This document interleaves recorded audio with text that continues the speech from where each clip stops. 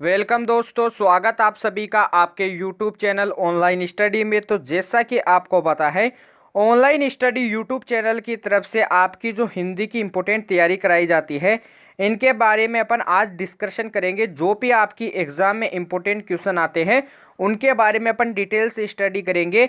तो अपन बिना time waste किए चलो फर्स्ट क्वेश्चन पे चलते हैं। तो आज की जो क्लास का फर्स्ट क्वेश्चन हो जाता है उसकी ओर चलते हैं। तो फर्स्ट क्वेश्चन देखिए, हिंदी का इंपॉर्टेंट क्वेश्चन हो जाता है। इसको देखिए, बताना है कि निम्न में से कौन सा स्वर संवृत स्वर नहीं है, ये बताइए।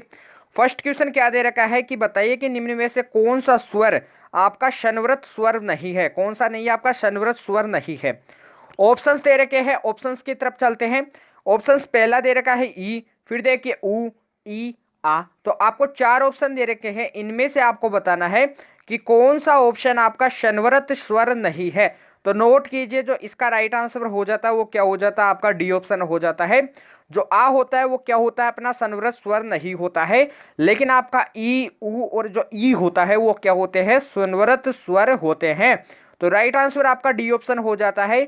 अगले नेक्स्ट क्वेश्चन की ओर चलते हैं। देखिए क्वेश्चन को, आपको बताना है कि सही वर्तनी वाले शब्द का चयन करना है।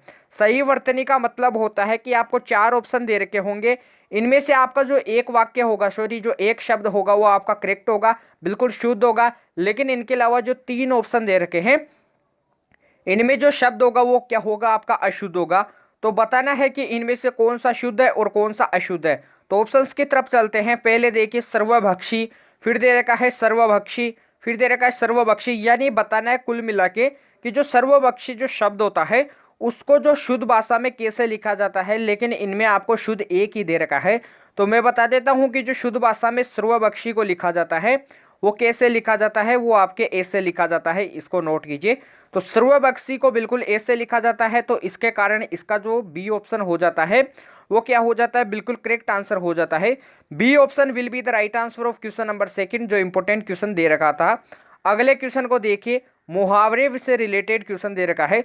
लगा लीजिए इंपॉर्टेंट क्वेश्चन, लगा लीजिए PYQ क्वेश्चन, यानी प्रीवियस ईयर क्वेश्चन। इंपॉर्टेंट जो क्वेश्चन होते हैं उन्हीं को अपन करेंगे। तो इनके क्वेश्चन से बाहर आपका एक भी क्वेश्चन नहीं आएगा।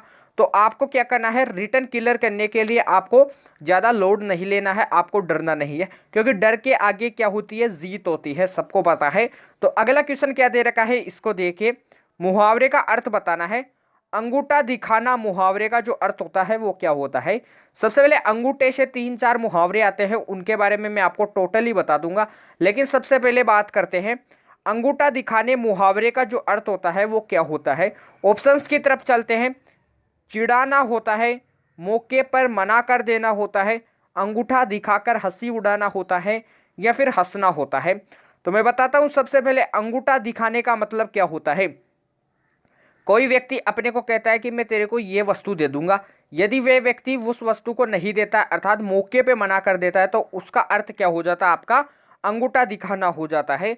तो क्या हो जाएगा, आपका बी ऑप्शन क्या हो जाएगा, बिल्कुल राइट आंसर हो जाएगा। इसको नोट कीजिए। मैं कुछ आपको और बताता हूँ। अंगूठे से जो रिलेटेड मुहावरे होते हैं वो आपके 2 और आते हैं एग्जाम में, उनको भी नोट कीजिए। क्या आता है आपका, सबसे पहले आता है अंगूठे मारना। क्या आता है, अंगूठे पर मारना। क्या आता है, अंगूठे पे मारना। एक तो मुहावरा ये आता है आपका। एक मुहावरा क्या आता है आपका, अंगूठा चूमना। क्या आता है, अंगूठा चूमना। इसको भी नोट कीजिए। तो जो इन दोनों के जो मुहावरे के जो अर्थ हो जाते हैं वो क्या हो जाती है। सबसे पहले मुहावरा दे रखा है अंगूठे पर मारना। इस मुहावरे का जो अर्थ होता है वो क्या होता है, परवाह न करना। क्या न होता है, परवाह न करना। इसको नोट कीजिए, परवाह नहीं करना। अगला देखिए, अंगूठा चूमने का जो अर्थ होता है वो क्या होता है, चापलूसी करना। क्या होता है, चापलूसी करना। इसको भी नोट कीजिए। इंपॉर्टेंट जो दे रखे थे उनके बारे में मैंने बता दिया। अंगूठे पर मारने का मतलब होता है परवाह न करना, अंगूठा चूमने का मतलब होता है चापलूसी करना। इसको नोट कीजिए। अगले क्वेश्चन पे चलते हैं। बताइए कि दिए गए शब्द का विलोम शब्द चुनकर बताना है। आपको जो शब्द दे रखा है इसका आपको विलोम शब्द चुन के बताना है। तो आपको जो शब्द दे रखा है वो क्या दे रखा है, विनित दे रखा है। क्या दे रखा है, विनित। तो विनित शब्द का जो विलोम शब्द होता है वो क्या होता है, ये बताना है। तो सबसे पहले ऑप्शंस की तरफ चलते हैं। पहला दे रखा है विनम्र, आज्ञाकारी, उद्दंड, या फिर शुभ। तो बताना है विनित का मतलब क्या होता है, एक प्रकार का विनम्र स्वभाव होता है। लेकिन विनित का यदि अपन विलोम शब्द देखते हैं तो आपका क्या हो जाता है, उद्दंड हो जाता है। क्या हो जाता है, उद्दंड हो जाता है। तो इसके कारण इसका सी ऑप्शन क्या हो जाता है, बिल्कुल राइट आंसर हो जाता है। कुछ विलोम शब्द जो आपके एग्जाम में पूछे जाते हैं, इनके बारे में मैं जो भी बताता हूँ इनको आपको नोट करना है। सबसे पहले बताइए कि जो सापेक्ष का विलोम शब्द क्या होगा, फिर बताइए कि विधि का विलोम शब्द क्या होगा, फिर बताइए आप शुद्र का विलोम शब्द क्या होगा, फिर आप बताइए खल का विलोम शब्द क्या होगा। पहले इन चारों के विलोम शब्द बताइए आप, फिर मैं इनके बारे में बता देता हूँ कि इनके जो विलोम शब्द होते हैं वो क्या होते हैं। सापेक्ष का जो विलोम शब्द होता है, सबसे पहले इसके बारे में बात करते हैं, तो वो क्या होता है, निरपेक्ष होता है। क्या होता है, निरपेक्ष। आगे देखिए, विधि का जो विलोम शब्द होता है वो क्या होता है, अविधि होता है। क्या होता है, अविधि होता है, नोट कीजिए इसको। आगे देखिए, शूद्र का विलोम शब्द क्या होता है, छोटा होता है, यानी शूद्र का मतलब बड़ा होता है, इसको भी नोट करना है। खल का विलोम शब्द क्या होता है, सज्जन होता है, क्योंकि खल का मतलब क्या होता है आपका, दुर्जन होता है। तो चारों को नोट कीजिए। कुछ और विलोम शब्द जो आपके एग्जाम में पूछे जाते हैं, आप बताइए कि जो पंडित का जो विलोम शब्द होगा वो क्या होगा। आप बताइए मुख्य का जो विलोम शब्द होगा वो क्या होगा। लास्ट एंड फाइनल आप बताइए कि जो स्तुति का जो विलोम शब्द होगा वो क्या होगा। इंपोर्टेंट जो विलोम शब्द थे वो मैंने आपको स्क्रीन पे करा दिए हैं, इनको आपको नोट करना है। पंडित का मतलब क्या होता है, ज्ञानी, तो पंडित का विलोम शब्द क्या हो जाएगा, मूर्ख हो जाएगा। क्या हो जाएगा, मूर्ख हो जाएगा। मुख्य का विलोम शब्द क्या हो जाएगा, गौण हो जाएगा। क्या हो जाएगा, गौण हो जाएगा, इसको नोट कीजिए। और स्तुति का जो विलोम शब्द हो जाएगा वो क्या हो जाएगा, निंदा हो जाएगा। क्या हो जाएगा, निंदा हो जाएगा। नोट कीजिए, तीनों ऑप्शन बिल्कुल आपको दे रखे हैं। अगले क्वेश्चन पे चलते हैं, जो आपके पर्यायवाची क्वेश्चन से रिलेटेड क्वेश्चन दे रखा है। इससे पहले आपको वीडियो को लाइक करना है, धमाकेदार वीडियो को लाइक कीजिए, वीडियो को शेयर कीजिए। अभी तक जिन बच्चों ने चैनल को सब्सक्राइब नहीं किया है, प्लीज़ चैनल को सब्सक्राइब कर लीजिए, बेल आइकन को प्रेस कर लीजिए। डिस्क्रिप्शन में टेलीग्राम चैनल का लिंक दिया हुआ है, उसे जरूर से ज्वाइन कीजिए, क्योंकि मैं फिर से बताता हूँ, वहाँ पे जो आपकी जो क्लास होती है इसकी PDF आंसर सहित सेव मिल जाती है, जहाँ से आपकी रिवीजन क्लास, सॉरी आपका जो रिवीजन हो जाता है वो क्या हो जाता है, काफ़ी समय में हो जाता है, काफ़ी कम समय में हो जाता है। तो क्या करना है, टेलीग्राम चैनल को जरूर से ज्वाइन करना है। कमेंट करके बताना है एंड में कि वीडियो आपको कैसी लग रही है। वीडियो के स्टार्टिंग में भी कमेंट कीजिए, जय हिंद का जय हिंद भारत का क्या करना है, नारा कमेंट बॉक्स में टाइप करना है, जिससे आपको भी मोटिवेशन मिले, हमें भी मोटिवेशन मिले। इसलिए अपन अगले क्वेश्चन पे चलते हैं। अगला क्वेश्चन क्या दे रखा है, पर्यायवाची बताना है अपने को श्याम शब्द का। किसका, श्याम शब्द का पर्यायवाची बताइए। तो श्याम शब्द दे रखा, ऑप्शंस की तरफ चलते हैं। एक ऑप्शन यानी आपका जो ए ऑप्शन दे रखा वो दे रखा राधा यमुना कोयल। आपका आगे वाला दे रखा काली श्याम की पत्नी या फिर रात।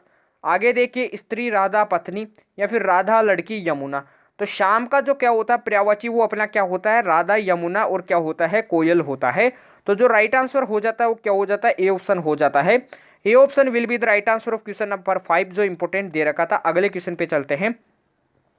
फिर से आपका पर्यायवाची शब्द आ जाता है, यानी आपका जो 6 नंबर का आ जाता है। इंपोर्टेंट क्वेश्चन लगा लीजिए। फिर से मैं आपको बता देता हूँ, यहाँ पे आपका ये क्या देखिए, PYQ क्वेश्चन देखिए, वेरी इंपोर्टेंट क्वेश्चन देख लीजिए, या फिर कुछ भी लगाइए लेकिन इंपोर्टेंट लगा लीजिए। सारंग शब्द के जो पर्यायवाची होते हैं वो क्या होते हैं, बिजली मोर सर्प होते हैं, राग बादल हरिण होते हैं, या फिर पानी चातक सिंह होते हैं, या फिर उपयुक्त सभी होते हैं। तो सारंग के जो पर्यायवाची होते हैं वो आपके कौन से हैं, ये तीनों ऑप्शन है, यानी उपयुक्त सभी हो जाएंगे। आपका बिजली भी होता है, मोर सर्प राग बादल हरिण पानी चातक सिंह, यानी आपको जो सभी दे रखे हैं वो क्या है, आपके सारंग के पर्यायवाची शब्द है। इनको नोट कीजिए। अगले क्वेश्चन पे चलते हैं। बताइए भव भव्य का जो अर्थ होता है वो क्या होता है, बताइए। जो भव भव्य होता है इसका अर्थ क्या होता है। भव से अपन जानते हैं कि अपना क्या बन जाता है, भव से क्या बनता है, अपना संसार बनता है। क्या बनता है, संसार बनता है। और अपन बोलते हैं कि भव्य का मतलब अपन क्या बोलते हैं, कोई चीज़ अपने को पसंद आती है तो अपन क्या बोलते हैं उसे, ये भव्य चीज़ है, यानी क्या है, सुंदर चीज़ है। क्या है, सुंदर चीज़ है, अति भव्य चीज़ है। तो राइट आंसर क्या हो जाता है, संसार और सुंदर हो जाता है। भव्य का मतलब संसार हो जाता है, और भव का मतलब संसार, और भव्य का मतलब सुंदर हो जाता है। राइट आंसर ए ऑप्शन हो जाता है, नोट कीजिए इसको। अगला बताइए दुल्हा का जो तत्समक जो रूप होता है, तत्सम रूप होता है वो क्या होता है, ये बताना है। आपको शब्द दे रखा है दुल्हा, इसका तत्सम जो रूप होता है वो क्या होता है, दुर्लभ होता है, दुश्वर होता है, वर होता है, या फिर दहकता होता है। तो बताना है कि जो दुल्हा होता है इसका जो तत्सम रूप होता है वो क्या होता है। तो दुल्हे का जो तत्सम रूप होता है वो क्या होता है, दुर्लभ होता है। क्या होता है, दुर्लभ। तो इसका जो राइट आंसर हो जाता है वो क्या हो जाता है, ए ऑप्शन हो जाता है। A option will be the right answer of question number 8 जो इंपोर्टेंट क्वेश्चन दे रखा था। अगले क्वेश्चन को लगा लीजिए, इंपोर्टेंट क्वेश्चन, मोस्ट इंपोर्टेंट लगा लीजिए, टॉप इंपोर्टेंट लगा लीजिए। बताइए कि क्वेश्चन क्या, देखिए क्वेश्चन को देखिए। गंगा शब्द में कौन सी संज्ञा प्रयुक्त है ये बताना है कि जो गंगा शब्द दे रखा है इसमें कौन सी संज्ञा आपकी प्रयुक्त है। सबसे पहले मैं बता देता हूं कि जो गंगा है वो आपका क्या है, किसी का नाम है, यानी नदी का नाम है। किसका है? नदी का नाम है।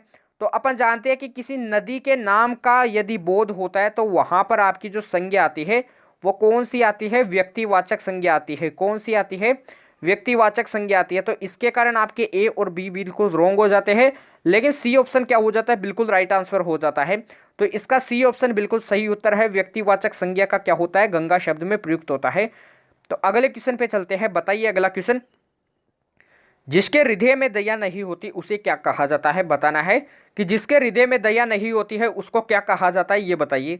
ऑप्शंस की तरफ चलते हैं। दया दृष्टि कहा जाता है, निर्दय कहा जाता है, दयावान कहा जाता है, या फिर अशु कहा जाता है। जिसके हृदय में दया न होती है उसे अपन क्या कहते हैं? निर्दय कहते हैं, क्योंकि यहाँ पर एक नकारात्मक भाव उत्पन्न होता है। जिसके हृदय में जो दया नहीं होती है उसे निर्दय कहते हैं। यह क्या होता है? क्रूर होता है, निर्दय होता है, जो क्या करता है? किसी पे भी दया नहीं करता है। तो राइट आंसर क्या हो जाता है? आपका बी ऑप्शन हो जाता है। इसको नोट कीजिए। अगले क्वेश्चन की ओर चलते हैं। ये भी इंपॉर्टेंट क्वेश्चन दे रखा है, देखिए। बताना है कि वीर प्लस उचित संधि शब्द होगा। वीर प्लस का उचित का जो संधि शब्द होगा वो क्या बनेगा? यानी वीर प्लस यदि उचित को जोड़ते हैं तो अपना जो शब्द बनता है वो क्या बनता है?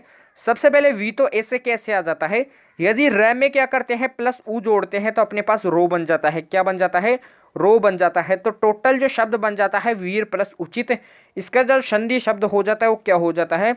वीरोचित हो जाता है। जो आपको कौन से ऑप्शन में दिखाई देता है देखते हैं अपन। वीराचित होगा, विरुचित होगा, या फिर वीरोचित होगा, या फिर विरुचित होगा। तो सही उत्तर क्या हो जाता है? वीरोचित हो जाएगा। क्या हो जाएगा?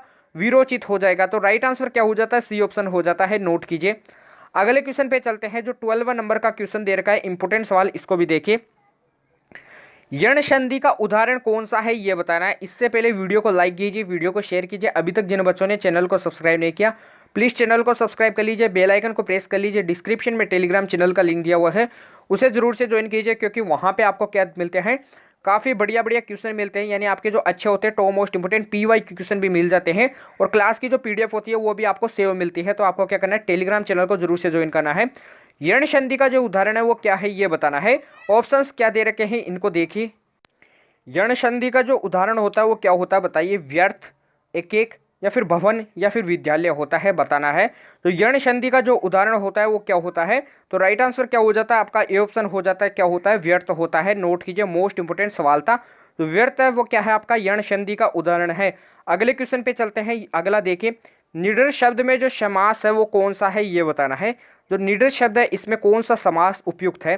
तत्पुरुष समास, कर्मधारय समास, द्विगु समास, या फिर अव्ययभाव समास। तो जो निडर शब्द दे रखा है इसमें जो आपका समास प्रयुक्त हुआ है वो कौन सा समास प्रयुक्त हुआ है? अव्ययभाव समास प्रयुक्त हुआ है। तो इसका जो राइट आंसर हो जाता है वो क्या हो जाता है? डी ऑप्शन हो जाता है। D option will be the right answer of question number 13, जो इंपोर्टेंट आपको दे रखा था। अगले इंपोर्टेंट क्वेश्चन PY के क्वेश्चन पे चलते हैं। बताइए कि अति उपसर्ग से बना हुआ शब्द कौन सा नहीं है ये बताना है। ऑप्शंस की तरफ चलते हैं। अतिथि, अत्याचार, अत्यावश्यक, अत्युक्ति।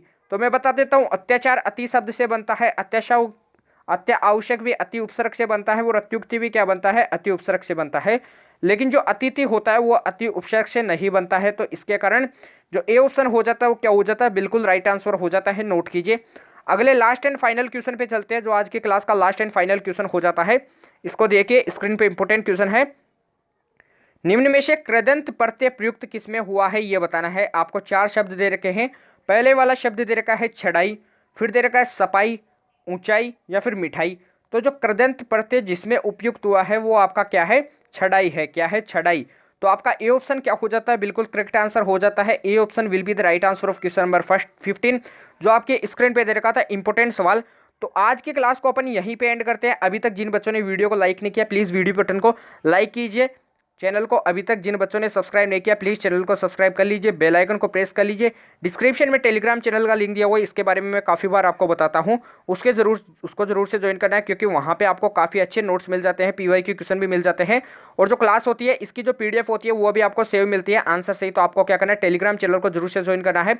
तो आपकी रोजाना ऐसी धमाकेदार क्लासें आती रहेगी। तो आपको क्या करना है?